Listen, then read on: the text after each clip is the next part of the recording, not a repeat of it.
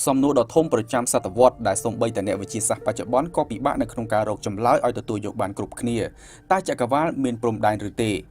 សំណួរនេះយើងទាំងអស់គ្នាប្រកាសជាងឿងឆ្ងល់ដោយអ្នកពូកែស្រាវជ្រាវឯកសារនិងប្រឹងប្រែងស្វែងរកចម្លើយដោយខ្លួនឯងហើយសម្រាប់អ្នកដែលមិនដឹងថាត្រូវទៅស្រាវជ្រាវនៅទីណានោះគឺពួកគេនឹងសួរទៅកាន់មនុស្សដែលគេគិតថាអាចផ្ដល់ចម្លើយដល់ពួកគេបានចម្លើយសម្រាប់ដំណាក់កាលទី1នោះគឺសូម្បីតែប្រព័ន្ធព្រះអាទិត្យខ្លួនឯងសោះក៏មនុស្សមិនទាន់មានលទ្ធភាពដឹងនៅអ្វីគ្រប់យ៉ាងអស់ផងតើយើងអាចទៅយល់ដឹងព្រំដែននៃចក្រវាឡតាមរបៀបណាទៅពិតជាត្រឹមត្រូវសម្រាប់ការអាងដូចនេះប៉ុន្តែបើយើងប្រើប្រាស់ការគិតគូរឲ្យបានស៊ីជម្រៅនិងព្យាយាមថ្លឹងថ្លែងតថភាពជាក់ស្ដែងនោះវាជារឿងពីរផ្សេងគ្នាយ៉ាងពិតប្រាកដក្នុងប្រព័ន្ធព្រះអាទិត្យយើងគឺយើងអាចដឹងតាមរយៈឧបករណ៍ដូចជាផ្កាយរណប telescope យានរុករកយានអវកាសនិងការជះរលកសញ្ញានានាដែលត្រូវបានបង្កើតឡើងដើម្បីធ្វើការសិក្សាអំពីអ្វីៗដែលមាននៅក្នុងប្រព័ន្ធយើងនេះតែម្ដងប៉ុន្តែសម្រាប់ចក្រវាឡវិញយើងអាចត្រឹមមានលទ្ធភាពក្នុងការតាមដានតាមរយៈឧបករណ៍ដូចជា telescope យក្សការយឺតអវកាសនិងប្រព័ន្ធកាមេរ៉ាស្មីជះរលកសញ្ញាទៅកាន់ទីអវកាសឆ្ងាយៗនោះជាដើមប៉ុណ្ណោះដោយសារតែពន្លឺត្រូវបានចំណាយពេលវេលាដើម្បីជះមកដល់យើងពីទីតាំងដ៏សែនឆ្ងាយនៃទីអវកាសហើយចក្រវាឡមានចំណុចចាប់ផ្ដើមរបស់វានោះវាមានន័យថាមានរយៈចម្ងាយមួយដែលពួកយើងពុំអាចមើលឃើញឡើយគឺលើសពីសមត្ថភាពដែលយើងអាចដឹងរយៈចម្ងាយនោះគឺប្រហែលជា46,000 លានឆ្នាំពន្លឺនិងជាកំណត់សម្គាល់នៃព្រំដែនរបស់ទំហំចក្រវាឡដែលយើងអាចអង្កេតបានពីព្រោះតែយើងមិនអាចមើលឃើញចក្រវាឡហួសពីតំបន់នេះយើងមិនដឹងច្បាស់ថាតើចក្រវាឡទាំងមូលធំមហិមាប៉ុណ្ណាឲ្យប្រកបនោះឡើយការសិក្សាស្រាវជ្រាវមួយចំនួនបានលើកឡើងទៀតថាចក្រវាឡគឺគ្មានដែនកំណត់នោះទេខណៈការលើកឡើងដទៃទៀតទំនងជាបានបង្ហាញថាចក្រវាឡតាមពិតទៅគឺមានទីបញ្ចប់របស់វាពុំមែនអនន្តនោះឡើយទោះបីជាក្នុងករណីទំហំចក្រវាឡមានដែនកំណត់ក៏ដោយវាក៏ប្រហែលជាពុំមានគែមឬបន្ទាត់ព្រំដែនឲ្យច្បាស់លាស់ដដែលគឺដូចទៅនឹងការដែលផ្ទៃនៃភពផែនដីគឺគ្មានដែនកំណត់ដែរអញ្ចឹងប៉ុន្តែមិនមែនគែមកំណត់ជាក់ស្ដែងត្រឹមត្រូវតែម្ដងនោះឡើយក្រុមតារាវិទូយល់ថាលំហអាកាសប្រហែលជាមានទីបញ្ចប់ដោយវត្ថុនានារួមមានថាមពលនិងកាឡាក់ស៊ីត្រូវបានពង្រាយក្នុងលក្ខណៈដូចគ្នាទៅក្នុងតំបន់ចក្រវាឡដែលអាចអង្កេតបានដែរប្រសិនបើវាពិតជាយ៉ាងដូច្នោះមែននោះការសន្និដ្ឋានចម្លែកផ្សេងជុំវិញសំណួរថាមានអ្វីខ្លះទៅហួសពីតំបន់នោះនឹងអាចកើតមានជាបន្តបន្ទាប់ពីព្រោះថានៅហួសតំបន់ចក្រវាឡអាចអង្កេតបានដែលគេហៅថា Hubble Volume អ្នកមិនត្រឹមតែរកឃើញភពដែលប្លែកៗនោះឡើយគឺអាចមានអ្វីផ្សេងក្រៅពីនេះទៀតដូច្នេះសរុបសេចក្តីមកចម្លើយអាចធ្វើឲ្យលោកអ្នកនៅតែខកចិត្តដដែលនោះគឺចម្លើយទី1ប្រហែលជាចក្រវាឡមានព្រំដែនកំណត់និងចម្លើយទី2ប្រហែលជាចក្រវាឡគ្មានព្រំដែនកំណត់នោះឡើយទោះបីជាចម្លើយទាំងពីរនេះស្ថិតនៅខ្សែកណ្ដាលប៉ុន្តែ Campbell Space សូមលើកឡើងរឿងពិតមួយថាលំហឬពីអង់គ្លេសហៅថា space ពុំមានដែនកំណត់នោះឡើយ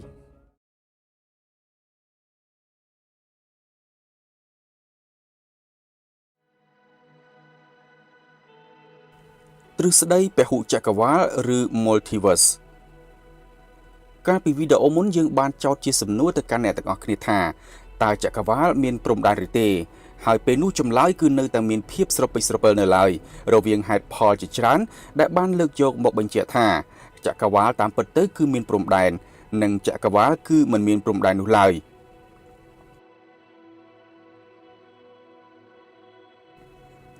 ប៉ុន្តែយើងភ្លេចគិតដល់ចំណុចស្នូលមួយនោះគឺទ្រឹស្ដីនៃបន្ទុក Big Bang ដែលជាបន្ទុកដ៏ខ្លាំងក្លាបំផុតមួយ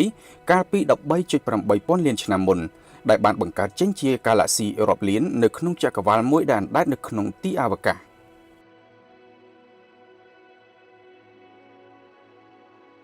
ដូច្នេះបើយើងជឿទៅលើទ្រឹស្ដីនៃបន្ទុក Big Bang វាប្រកបណាស់យើងក៏ជឿជាក់ថាចក្រវាឡមានព្រំដែនផងដែរតើហេតុអ្វីទៅចម្លើយគឺងាយយល់ទេឧទាហរណ៍គ្រាប់បែកមួយគ្រាប់ផ្ទុះនោះកំទេចកំទីរបស់វាប្រកាសជាខ្ទាតរាយប៉ាយទៅទីជិតឬឆ្ងាយហើយកន្លែងដែលខ្ទាតទៅបានឆ្ងាយបំផុតនោះហើយគឺជាព្រំដែនដែលវាអាចខ្ទាតទៅដល់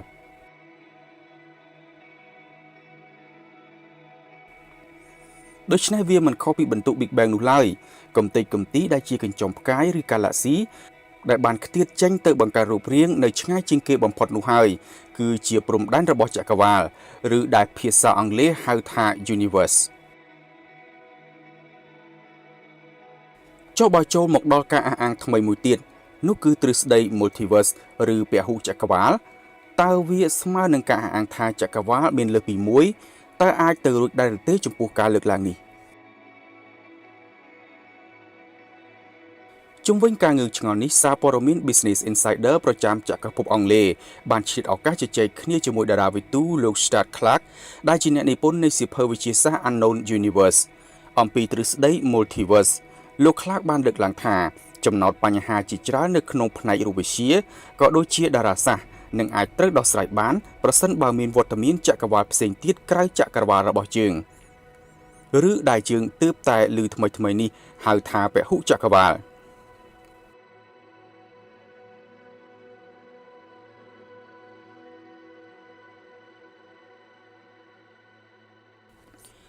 លោក Clark បាននិយាយថាប្រសិនបើទ្រឹស្ដី Multiverse ជាការពិតប្រាកដមែននោះរាល់លទ្ធភាពទាំងអស់នឹងត្រូវកើតមានឡើងដែលជាហេតុនឹងអាចឲ្យយើងស្វែងយល់ទៅបានតាមវិធីសាស្ត្រណាមួយដោយដែលយើងធ្លាប់ប្រើប្រាស់ដើម្បីដឹងថាយើងកំពុងស្ថិតនៅក្នុងចក្រវាឡមួយនេះដូច្នោះឯង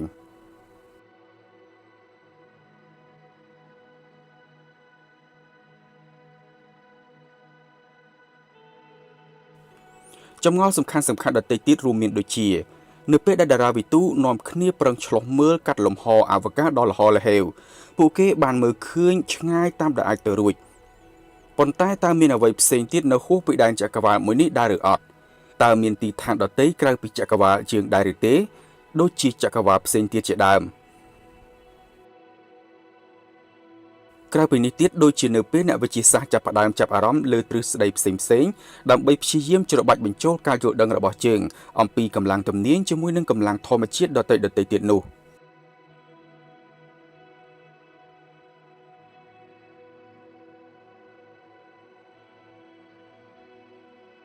ពួកយើងក៏ត្រូវបានដឹកនាំទៅរកទ្រឹស្ដីផ្សេងទៀតដូចជាទ្រឹស្ដី string theory ឬហៅថាទ្រឹស្ដីបន្ទាត់រួមជាដើមហើយទ្រឹស្ដីទាំងអស់នេះផ្ដល់សេចក្តីសន្និដ្ឋានថា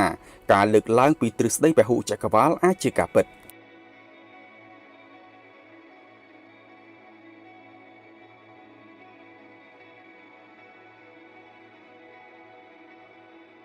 បើតាមលោក Clark វាស្ដាប់មើលទៅដូចជារឿងល្អខ្លាំងណាស់ប៉ុន្តែប្រសិនបើរាល់លទ្ធភាពនឹងកើតមានឡើងនៅទូទាំងពហុចក្រវាឡដ៏សម្បើមនេះវាធ្វើឲ្យចក្រវាឡរបស់យើងគ្រាន់តែជារឿងចៃដន្យមួយប៉ុណ្ណោះពលយើងទាំងអស់គ្នានៅក្នុងចក្រវាឡនេះដោយចៃដន្យហើយចៃដន្យអីវាមានលក្ខណៈត្រឹមត្រូវទាំងអស់សម្រាប់ការទ្រទ្រង់នៃទម្រង់ជីវិត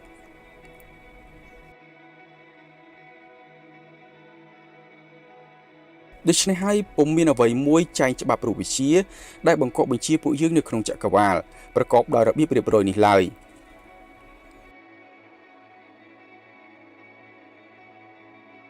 ដើម្បីឲ្យបងប្អូនមានការធូរស្រាល Campbell Space សូមធ្វើការបកស្រាយឡើងវិញយ៉ាងដូចនេះថាពីដំបូងឡើយយើងជឿទៅលើទ្រឹស្ដីនៃបន្ទុក Big Bang កាលពីជាង 13,000 លានឆ្នាំមុនដែលបានបង្កើតចេញជាចក្រវាឡមួយហើយនៅក្នុងចក្រវាឡនោះគឺមានកាឡាក់ស៊ីចំនួនរាប់ពាន់លាននិងនៅក្នុងកាឡាក់ស៊ីនីមួយៗមានប្រព័ន្ធព្រះអាទិត្យក៏រាប់ពាន់លានផងដែរព្រះអាទិត្យនិងភពផែនដីរបស់យើងស្ថិតនៅក្នុងកាឡាក់ស៊ី Milky Way ដែលត្រូវបានចាត់ទុកជាកាឡាក់ស៊ីលំដាប់មធ្យមមួយខណៈភពផែនដីមកទល់នឹងពេលបច្ចុប្បន្នក៏ជាភពតែមួយគត់ដែលគេជឿថាមានជីវិតមនុស្សនិងជីវិតផ្សេងៗរស់នៅ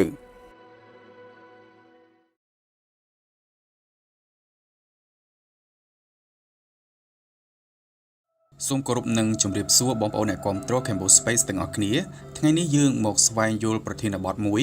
តើនៅហួសពីព្រំដែនចក្រវាឡមួយនេះនៅមានអ្វីទៀតទៅ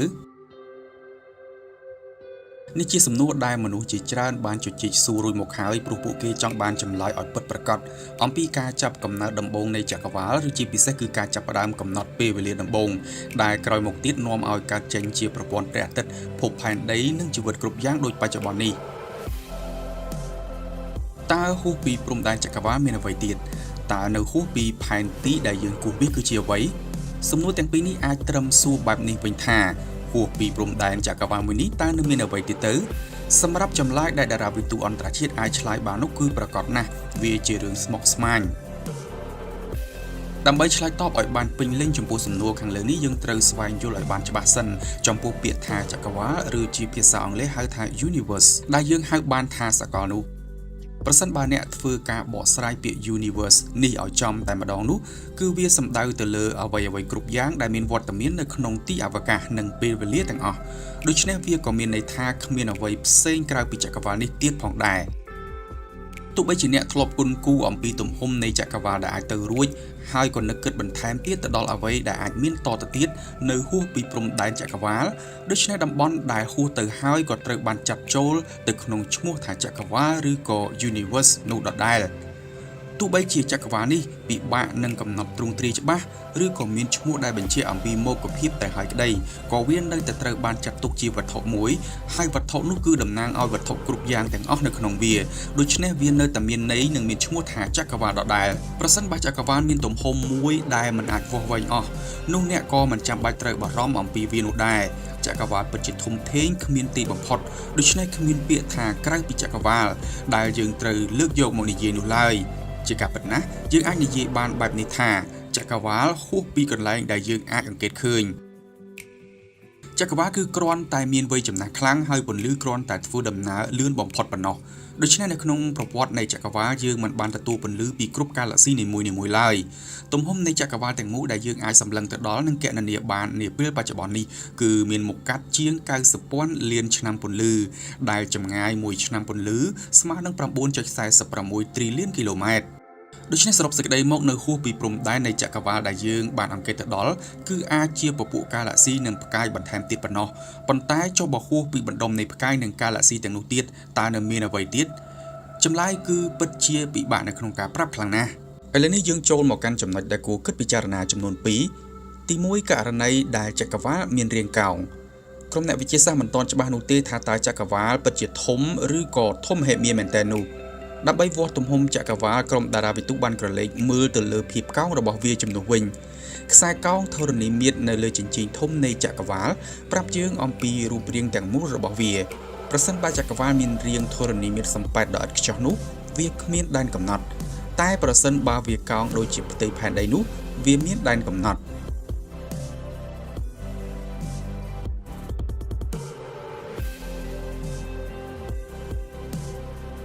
បើតាមការអង្កេតនិងវាស់វែងដោយប្រើបច្ចេកវិទ្យាបច្ចុប្បន្នចក្រវាឡយើងនេះគឺមានរាងរាបស្មើឥតខ្ចោះ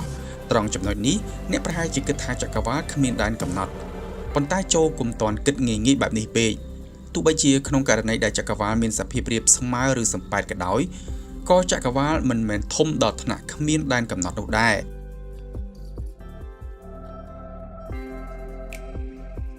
យើងសូមលើកយកឧទាហរណ៍មួយមកបង្ហាញនោះគឺផ្ទៃរបស់ស៊ីឡាំងវាមានរាងធរណីមាត្ររាបស្មើ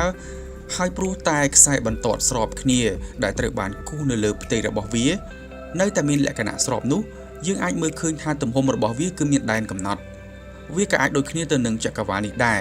ព្រោះវាអាចមានរាងសំប៉ែតរាបស្មើទាំងស្រុងដែលត្រូវបានបិទដោយខ្លួនឯងដែលជាព្រំដែនកំណត់របស់វា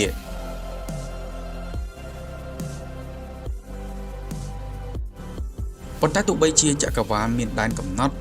ក៏វាមិនចាំបាច់ត្រូវកំណត់ន័យថាវាមានជាយកែម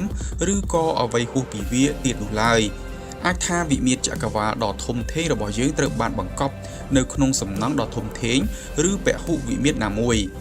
វាពិតជាវិសេសវិសាលហើយក៏ជាផ្នែកមួយនៃគំរូរូបវិទ្យាបែបអសកម្មនិងកម្រផងដែរប៉ុន្តែនៅបច្ចុប្បន្នកាលនេះយើងគ្មានវិធីណាមួយក្នុងការស្វែងរកចម្លើយនោះឡើយហើយប្រការនេះក៏គ្មានឥទ្ធិពលអ្វីទៅលើដំណើរវិវត្តរបស់ចក្រវាឡពីមួយថ្ងៃទៅមួយថ្ងៃនោះដែរ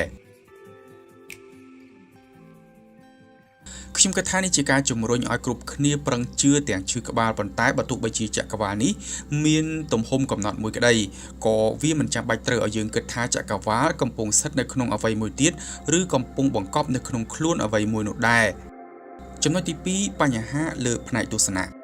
នៅពេលដែលយើងធ្វើការស្រមៃអំពីរូបរាងនៃចក្រវាឡមនុស្សភាគច្រើនប្រហែលជាគិតទៅដល់ដុំបាល់មូលមួយដែលផ្ទុកទៅដោយកាឡែស៊ីផ្កាយនិងវត្ថុធាតុនានាដ៏គួរឲ្យចាប់អារម្មណ៍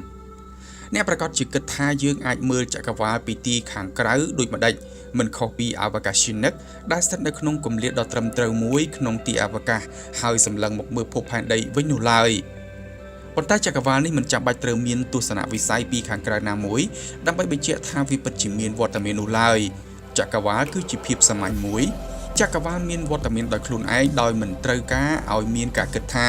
មានអ្វីផ្សេងទៀតក្រៅពីចក្រវាឡនេះឡើយនៅពេលដែលអ្នកគិតថាចក្រវាឡគឺជាដុំមូលមួយកំពុងហោះនោះមិនខុសអ្វីពីអ្នកកំពុងបោកបញ្ឆោតផ្លូវចិត្តខ្លួនឯងថាការកណនាតាមគណិតវិទ្យាមិនចាំបាច់ត្រូវមាននោះដែរ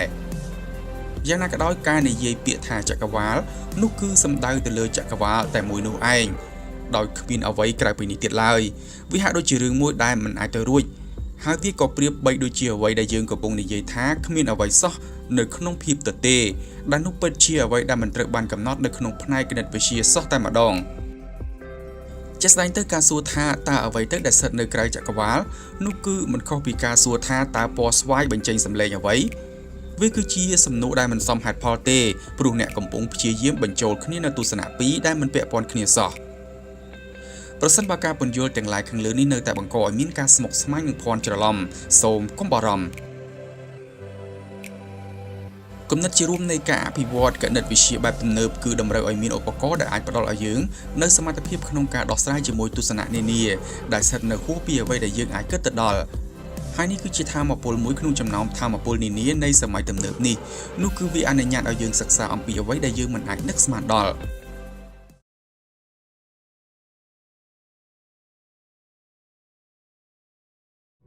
តើមានអ្វីកើតឡើងនៅអំឡុងរយៈពេលមីក្រូវិនាទីដំបូងនៃបន្ទុក Big Bang ដែលបង្កើតចេញជាចក្រវាលក្រុមអ្នកស្រាវជ្រាវមកពីសាកលវិទ្យាល័យ Copenhagen នៃប្រទេសដាណឺម៉ាកបានធ្វើការអង្កេតទៅរកភាពជាក់លាក់មួយនៃ Plasma ដែលជារូបធាតុដំបូងគេបំផុតបានលេចឡើងនៅកំឡុងពេលមីក្រូវិនាទីដំបូងនៃបន្ទុក Big Bang ដែលបង្កើតចេញជាចក្រវាលមួយនេះការរកឃើញរបស់ពួកគេគឺជាបំណែកផ្គុំដ៏អស្ចារ្យតូចមួយដែលបង្ហាញអំពីដំណើរវិវត្តនៃចក្រវាលដោយដែលយើងស្គាល់សពថ្ងៃនេះកាលពីជិត 14,000 លានឆ្នាំមុនចក្រវាលរបស់យើងបានប្រែប្រួលពីភាពក្តៅនិងហាប់ណែនទៅជាព្រឹត្តិការណ៍ផ្ទុះមួយដ៏ធំមហាសាលដែលក្រុមអ្នកវិទ្យាសាស្ត្របានហៅថាបន្ទុក Big Bang ទោះបីជាការផ្ទុះពង្រីកខ្លួននោះមានសភាពលឿនហើយបង្កើតចេញជាភាគល្អិតអាតូមផ្កាយកាឡាក់ស៊ីនិងជីវិតនានាដោយដែលយើងបានដឹងក៏ពិតមែនក៏ដំណើរការលម្អិតដំបូងបំផុតនៃការកកើតបែបនោះនៅតែគ្មាននរណាដឹងនៅឡើយទី1ឥឡូវនេះការសិក្សាថ្មីមួយរបស់សាកលវិទ្យាល័យ Copenhagen ធ្វើការទម្លាយដំណើរការគ្រប់យ៉ាងរបស់បន្ទុក Big Bang ដូចតទៅលោកយូជើសាស្ត្រាចារ្យមួយរូបនៅវិទ្យាស្ថាន Niels នៃសាកលវិទ្យាល័យ Copenhagen បានលើកឡើងថាយើងបានសិក្សាទៅលើសារធាតុ Plasma មួយដែលត្រូវបានហៅថាខ្វះខ្លួន Plasma ដែលជារូបធាតុតែមួយគត់បានបង្ហាញវត្តមានមុនគេបំផុតក្នុងអំឡុងពេលមីក្រូវិនាទីដំបូងនៃបន្ទុក Big Bangលទ្ធផលទាំងឡាយរបស់យើងបានប្រាប់យើងអំពីរឿងរ៉ាវដ៏អស្ចារ្យមួយនៃរបៀបដែល Plasma វិវត្តទៅតាមដំណាក់កាលដំបូងបំផុតរបស់ចក្រវាលសាស្ត្រាចារ្យយូជើបានបញ្យល់ទៀតថា Plasma ដំបូងបង្អស់ដែលមានដូចជា Quarks និងខ្លួនគឺជាសារធាតុផ្ដុំនៃប្រូតុងនិងណឺត្រុងដែលសុទ្ធសឹងជារូបធាតុផ្សំនៃនុយក្លេអ៊ែរអាតូមិកត្រូវបានបំបែកចេញពីគ្នានៅពេលដែលចក្រវាលដ៏ក្តៅគគុកចាប់ផ្ដើមលាតសន្ធឹងបំណែកនានានៃខ្វាកបានបំលែងទៅជាអ្វីដែលយើងហៅថាហាត្រុងរួមជាមួយនឹងខ្វាកចំនួន3បង្កើតចេញទៅជាប្រូតុងមួយដែលវាគឺជាផ្នែកនៃស្នូលអាតូមិកនានាស្នូលទាំងនេះគឺជាបណ្ដុំនៃរូបធាតុដែលបង្កើតភពផែនដីមនុស្សលោកនិងចក្រវាលនៅជុំវិញខ្លួនយើងនេះឯងទី2បណ្ដុំរូបធាតុខ្វះខ្លួន Plasma ឬយើងហៅកាត់ថា QGP បានបង្ហាញវត្តមាននៅកំឡុងពេល 0.0001 វិនាទីបន្ទាប់ពីបន្ទុក Big Bang ហើយបន្ទាប់មកទៀតពួកវាក៏អវត្តមានទៅវិញព្រោះតែការពង្រីកខ្លួនតាមរយៈការប្រើប្រាស់ឧបករណ៍បង្កើនល្បឿនភាគល្អិតធំបំផុតនិងមានឥទ្ធិពលបំផុតរបស់ពិភពលោក Large Hadron Collider ក្នុងអង្គការ CERN ស្ថិតនៅទីក្រុងហ្សឺណែវប្រទេសស្វីសក្រុមអ្នកស្រាវជ្រាវអន្តរជាតិអាចប្រើប្រាស់គំរូរបស់វាដើម្បីបង្កើតចេញជារូបធាតុដំបូងនៅក្នុងប្រវត្តិសាស្ត្រនៃចក្រវាលទៅរកអ្វីដែលបានកើតនៅគ្រានោះដំបូងសាស្ត្រាចារ្យយូជើបានពន្យល់ជុំវិញលទ្ធផលខាងលើនេះថាការបុកទង្គិចបានធ្វើឲ្យពពុះអ៊ីយ៉ុងនៃ Plasma ដែលមានសន្ទុះលឿននោះរួមបញ្ចូលគ្នាក្នុងល្បឿនប្រហែលនឹងល្បឿនពន្លឺចលនានេះពិតជាធ្វើឲ្យយើងមើលឃើញអំពីរបៀបដែល QGP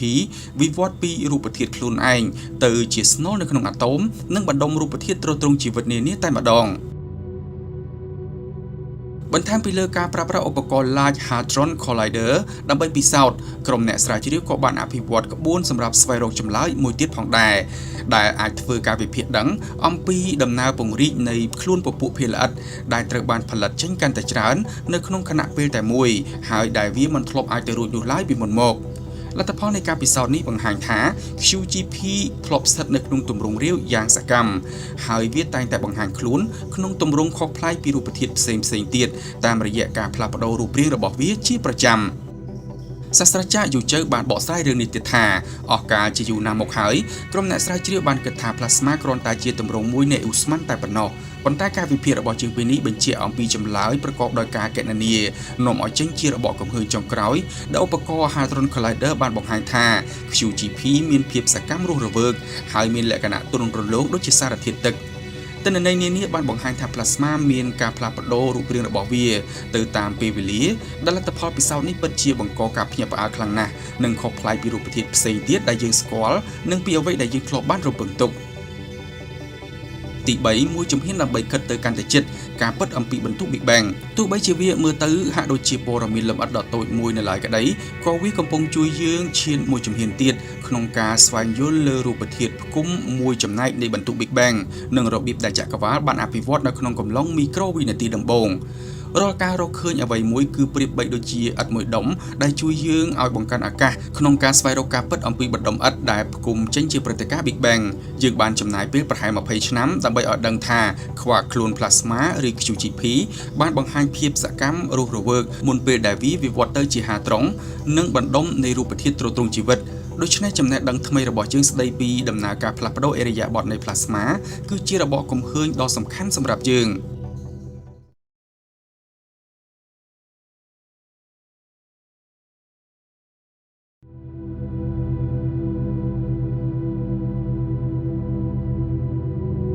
តើកាឡាក់ស៊ីណាមួយដែលធំធេងជាងគេបំផុតនៅក្នុងចក្រវាឡនេះ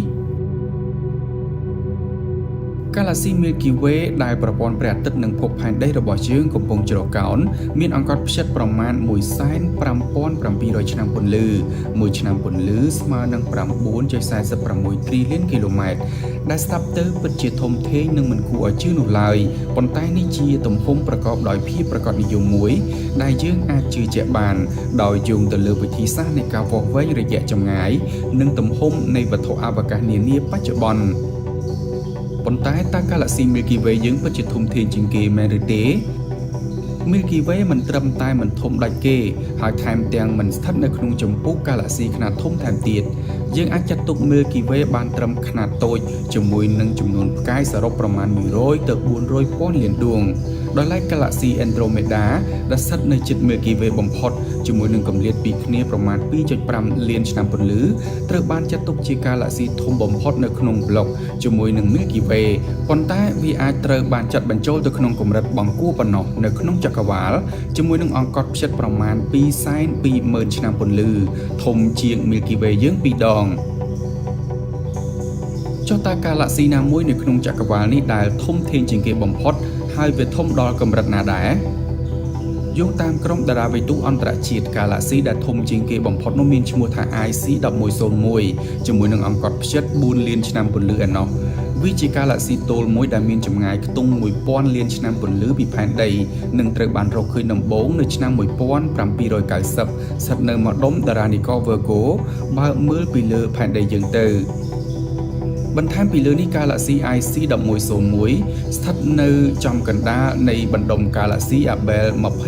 2029និងមានពន្លឺភ្លឺជាង Milky Way របស់យើងរហូតដល់ទៅ 2000 ដងឯណោះដែលស្មើនឹងផ្កាយសរុប100 trillion ដួងហើយដូច្នេះទើបតារាវិទូពីបុរាណអាចប្រទះឃើញវាបានទោះស្ថិតនៅពីចម្ងាយមហាសែនឆ្ងាយក៏ដោយអ្វីដែលកាន់តែគួរឲ្យចាប់អារម្មណ៍មួយទៀតនោះគឺចំណុចកណ្ដាលរបស់កាឡាក់ស៊ី IC1101 អាចជាប្រហោងខ្មៅកំពូលមហាយក្សUltra Massive Black Hole ដែលមានម៉ាស់លើសព្រះអាទិត្យចាប់ពី50ទៅ60ពាន់លានដងឯណោះប៉ុន្តែវាមិនទាន់ត្រូវបានបញ្ជាក់ជាផ្លូវការនៅឡើយទេគិតចាប់តាំងពីឆ្នាំ2021មក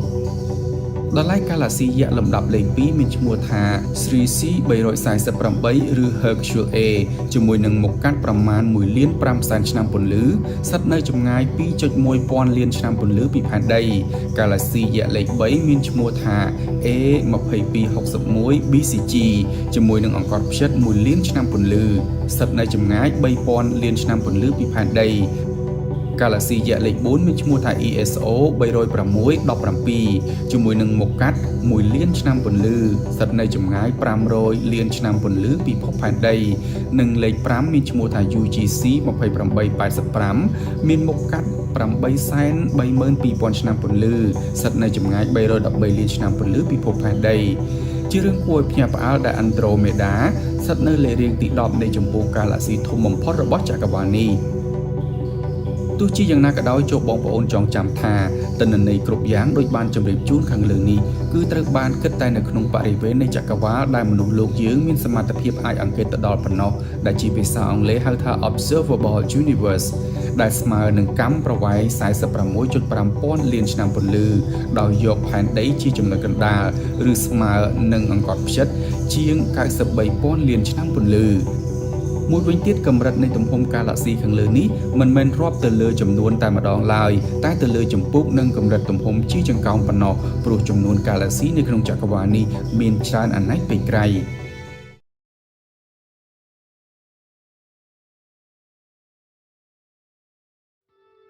លោកអ្នកប្រកាសជាគិតថាចម្ងល់អំពីការកកើតនៃចក្រវាឡ Universe និង Galaxy នានាជាដើមគឺសុទ្ធសឹងជាចំណោទដ៏ធំដែលយើងមិនទាន់អាចប្រកាសថាឆ្លើយត្រូវ 100% នោះឡើយឬសរុបទៅវាកំពុងស្ថិតនៅក្នុងការសិក្សារកចម្លើយជាក់លាក់នៅឡើយចុះមកពេលនេះក្រុមអ្នកវិទ្យាសាស្ត្រតាមរយៈទិន្នន័យពី Telescope អវកាស James Webb ប្រាប់អ្នកទាំងអស់គ្នាថាពួកគេទើបបានប្រទះឃើញចលនាដ៏គួរឲ្យសង្ស័យមួយទៀតដែលអាចធំធេងជាងប្រភពដើមនៃចក្រវាឡនេះទៅទៀតនោះតើលោកអ្នកគិតថាអាចជារឿងអ្វីទៅ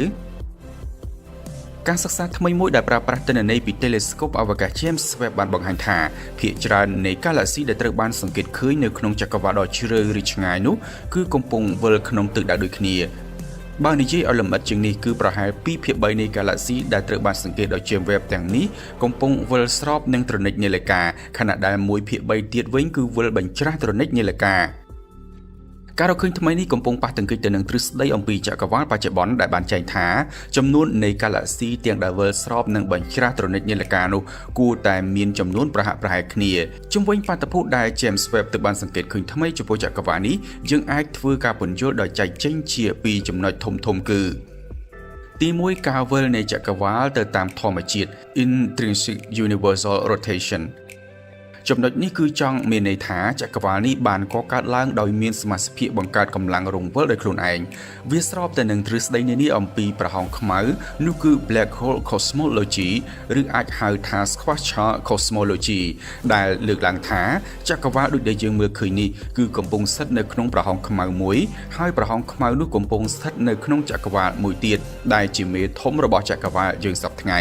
ហើយមាត់ច្រកនៃពេលវេលាដែលយើងស្គាល់ថា Event Horizonរបស់ Black Hole ដែលកំពុងផ្ទុកចក្រវាឡយើងនោះដើរតួនាទីជាព្រំដែននៃចក្រវាឡរបស់យើងប្រសិនបើចំណុចខាងលើនេះជាការពិតនោះទ្រឹស្ដីទាំងឡាយដែលយើងបានបង្កើតឡើងកន្លងមកដើម្បីយល់ដឹងការពិតចំពោះចក្រវាឡបច្ចុប្បន្នគឺនៅមានចន្លោះប្រហោងដ៏ធំដែលនឹងតម្រូវឲ្យមានការកោះកកាយឡើងវិញចំណុចទី2ភាពលំអៀងនៃការសង្កេតលើរលកប្រវែងនិងហ្វ្រេកង់ Observational bias due to the Doppler shift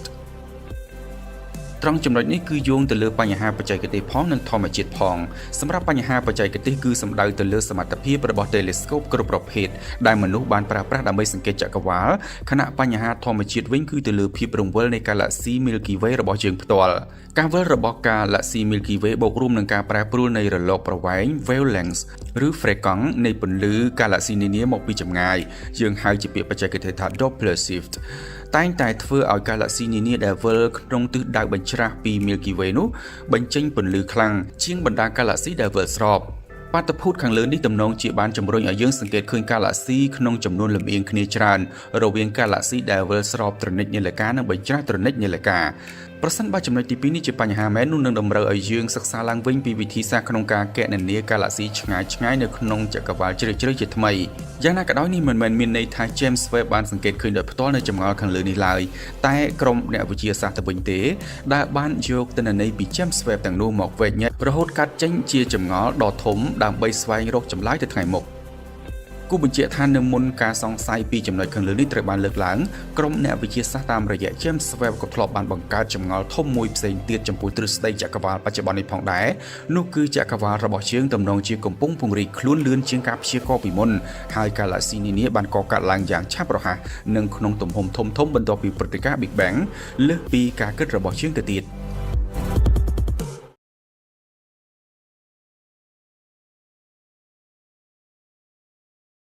ដំណើរផ្សងព្រេងទៅរកកាឡាក់ស៊ីឆ្ងាយបំផុតឬយើងអាចនិយាយថាកាឡាក់ស៊ីចំណាស់បំផុតនៅក្នុងចក្រវាឡដោយ Telescope អវកាស James Webb នៃអង្គការ NASA ESA និង CSA ទើបតែសម្រេចបាននៅលទ្ធផលថ្មីសម្រាប់ឆ្នាំ2025នេះនោះគឺកាឡាក់ស៊ីឆ្ងាយឬចំណាស់បំផុតថ្មីមួយដែលត្រូវបានកត់បញ្ចូលក្នុងបញ្ជីស្ថិតនៅលេខរៀងលើគេហើយវាក៏បានធ្វើឲ្យកាឡាក់ស៊ីចំណាស់មុនធ្លាក់ចុះពីកំពូលតារាងបណ្ដាក់គ្នាផងដែរតើកាឡាក់ស៊ីថ្មីដែលយើងកំពុងនិយាយនេះមានវ័យចំណាស់កម្រិតណាទៅចម្លើយអាយុរបស់កាឡាក់ស៊ីដែល James Webb ទើបរកឃើញថ្មីនេះគឺ280លានឆ្នាំបន្ទាប់ពីព្រឹត្តិការណ៍ Big Bang ហើយក្រុមអ្នកវិទ្យាសាស្ត្របានដាក់ឈ្មោះឲ្យវាថា MOMZ14 វាជាកាឡាក់ស៊ីឆ្ងាយបំផុតដែលមនុស្សជាតិមិនធ្លាប់បានជួបប្រទះនោះឡើយនេះបើតាមអ្នកវិទ្យាសាស្ត្រមួយរូបមានឈ្មោះថា Peter Van Dokkum មកពីសាកលវិទ្យាល័យ Yale នៃសហរដ្ឋអាមេរិកបានប្រាប់សារព័ត៌មាន Space នៅដើមខែមិថុនាឆ្នាំ2025នេះក្រុមអ្នកវិទ្យាសាស្ត្របានសង្កត់ធ្ងន់ទៀតថាវត្តមានរបស់ MOMZ14 នៅពេលនេះគឺប្រៀបបីដូចជាម្ដាយនៃកាឡាក់ស៊ីចំណាស់មុនទាំងអស់ដែល Telescope អវកាស James Webb ឬសូម្បីតែ Hubble បានរកឃើញហើយយើងកាន់តែខិតជិតទៅព្រឹត្តិការណ៍ Big Bang ខ្លាំងឡើងហើយយោងតាមទ្រឹស្ដី Big Bang គឺជាការចាប់កំណើតដំបូងរបស់ចក្រវាឡកាលពី 13.8 ពាន់លានឆ្នាំមុនប៉ុន្តែជប់សិនតើក្រុមអ្នកវិទ្យាសាស្ត្រប្រឹងរកកាឡាក់ស៊ីចំណាស់និងឆ្ងាយទាំងនោះដើម្បីអ្វីសម្រាប់តំណែងនៃកាឡាក់ស៊ីចំណាស់បំផុតពីមុនគឺ JETS GSZ14 ដែលត្រូវបាន Telescope អវកាស James Webb ឆ្លុះរកឃើញនិងគណនាដឹងថាបានកកើតឡើងកាលពី300លានឆ្នាំបន្ទាប់ពីព្រឹត្តិការណ៍ Big Bang ឬប្រមាណ 13.5 ពាន់លានឆ្នាំមុនវិធីសាស្ត្រក្នុងការគណនាអាយុនិងចម្ងាយរបស់កាឡាក់ស៊ីទាំងនោះគឺទៅលើការគណនាកម្រិតប្រែប្រួលនៃពន្លឺក្រហមដែលយើងហៅថា redshift ព្រោះនៅពេលពន្លឺកាឡាក់ស៊ីទាំងនោះចល័តពីចម្ងាយកាន់តែឆ្ងាយមករកយើងនោះមានន័យថាពន្លឺរបស់ពួកវាកាន់តែក្រហមហើយសម្រាប់ JET GSZ14 មានកម្រិតក្រហម Z ស្មើនឹង 14.32 ខណៈកម្រិត redshift របស់ MOMZ14 ថ្មីនេះវិញគឺលើសបន្តិចដល់ទៅ Z ស្មើនឹង 14.44 យោងតាមការគណនាលេងMOMZ14 ចាស់ជាង JET GSZ14 ប្រមាណជា20លានឆ្នាំចូលមកដល់សំណួររបស់ប្រិមិត្តមួយចំនួនវិញដែលតែងតែសួរថាតើគេប្រឹងរករកកាឡាក់ស៊ីឆ្ងាយទាំងនោះដើម្បីអ្វីចម្លើយគឺមិនខុសពីអ្វីដែលយើងធ្លាប់បានបកស្រាយជាច្រើនលើកមកហើយនោះឡើយនោះគឺជាការសិក្សាស្រាវជ្រាវដើម្បីឈានទៅបកស្រាយចម្ងល់អំពីការកកើតចក្រវាឡនៅក្នុងដំណាក់កាលដំបូងបំផុតហើយយើងគ្មានវិធីសាស្ត្រអ្វីផ្សេងទៀតក្រៅតែពីការបង្កើត Telescope ដែលមានសមត្ថភាពខ្ពស់ដើម្បីសង្កេតរកពន្លឺមកពីតំបន់ឆ្ងាយនិងជ្រៅក្នុងចក្រវាឡនោះឡើយបច្ចុប្បន្ននេះមនុស្សលោកឈរលើទ្រឹស្ដី Big Bang ដើម្បីពន្យល់អំពីកំណើតនៃចក្រវាឡប៉ុន្តែក្រោយពីការសង្កេតរបស់ James Webb ទៅកាន់ចក្រវាឡជ្រៅចាប់ពីឆ្នាំ2022មកទល់នឹងពេលនេះការយល់ដឹងរបស់យើងអំពីចក្រវាឡតបតាមទ្រឹស្ដី Big Bang នេះហាក់កំពុងคล้ายជាចម្ងល់កាន់តែខ្លាំងទៅវិញ